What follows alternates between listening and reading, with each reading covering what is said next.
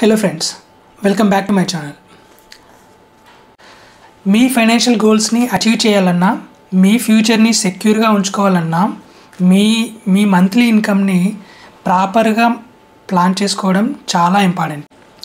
ఈరోజు మనం 30,000 monthly income ఉన్న వాళ్ళు బడ్జెట్ని ఎలా ప్రిపేర్ చేసుకోవాలో ఈ వీడియోలో చూద్దాం.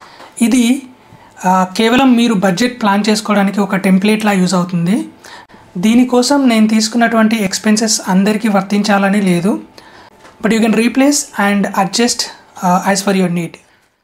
ఇందాక చెప్పినట్టు ఈ బడ్జెట్ కేవలం మీకు ఒక టెంప్లెట్లా పనిచేస్తుంది. ఐడియల్గా ఇది 30,000 సాలరీ ఉన్న వారి కోసం డిజైన్ చేసింది. ఫస్ట్ మన మంత్లీ ఇన్కమ్ నుంచి అలొకేషన్ ఎలా చేయాలి అనేది చూద్దాం. సో అందులో ఫస్ట్ 30,000 రూపీస్లో 50% అంటే ఆల్మోస్ట్ 15,000 రూపీస్ని మనం అవసరాల కోసం అలొకేట్ చేయాలి. సెకండ్ 30%ని మన కోరికల కోసం అలొకేట్ చేయాలి. 30% అంటే ఇక్కడ 9,000 రూపీస్ని నేను వాన్స్ కోసం అలొకేట్ చేస్తున్నాను. రిమైనింగ్ 20% అంటే 6,000 రూపీస్ని నేను ఇన్వెస్ట్మెంట్స్ కోసం అలొకేట్ చేస్తున్నాను. ఇప్పుడు ఈ అలొకేషన్ని కొంచెం బ్రేక్ డౌన్ చేద్దాం. సో 15,000 మనం అవసరాల కోసం అలొకేట్ చేసాం కదా, దాంట్లో నుంచి మనము కేటగిరీస్ చూసుకుంటే నేను ఇక్కడ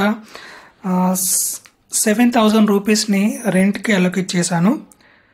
ఫుడ్ అండ్ గ్రోసరీ కోసం నేను 3,500 రూపీస్ని అలొకేట్ చేశాను.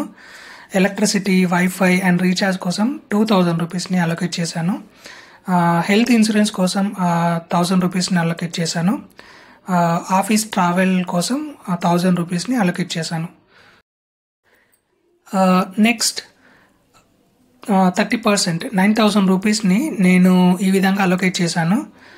ఫస్ట్ వచ్చేసి క్లాతింగ్ కోసం 1,000 రూపీస్ని, డైన్ అవుట్ ఏదైనా పార్టీస్ కోసం 1,000 రూపీస్ని అలొకేట్ చేశాను. వెకేషన్ ప్లాన్ కోసం ఒక 2,000 రూపీస్ని అలొకేట్ చేశాను. ఈఎంఐస్ ఏదైనా ఈఎంఐస్ ఉంటే, ఫర్ ఎగ్జాంపుల్ బైక్స్ అని, ఫోన్ ఈఎంఐ కానీ, దానికోసం ఒక 3,000 రూపీస్ని నేను అలొకేట్ చేశాను. సబ్స్క్రిప్షన్ కోసం ఒక 1,000 రూపీస్ని అలొకేట్ చేశాను. మిస్లీనియస్ కోసం ఒక 1,000 రూపీస్ని అలొకేట్ చేశాను. రిమైనింగ్ 20% అంటే 6,000 రూపీస్ని నేను ఫస్ట్ ఎమర్జెన్సీ ఫండ్ కోసం ఒక 1,500 రూపీస్ని అలొకేట్ చేశాను. నెక్స్ట్ చాలా ఇంపార్టెంట్, టర్మ్ ఇన్సూరెన్స్ కోసం ఒక 1,000 రూపీస్ని అలొకేట్ చేశాను. నెక్స్ట్ వచ్చేసి మ్యూచువల్ ఫండ్ కోసం 3,000 రూపీస్ని అలొకేట్ చేశాను. ఈ మ్యూచువల్ ఫండ్స్ని మనము ఫర్దర్గా డిఫరెంట్ టైప్ ఆఫ్ ఫండ్స్లోకి కన్వర్ట్ చేద్దాం. ఇక్కడ చూసుకున్నట్లయితే నా 3,000 రూపీస్ని నేను ఒకే ఫండ్లో కానీ ఒకే టైప్ ఆఫ్ మ్యూచువల్ ఫండ్స్లో నేను అలొకేట్ చేయలేదు.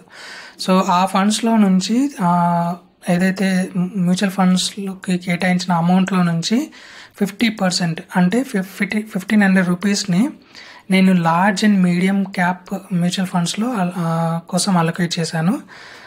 రిమైనింగ్ 25%ని స్మాల్ క్యాప్లోకి, ఆ 25%ని మల్టీ అసెట్ ఫండ్లోకి అలొకేట్ చేశాను.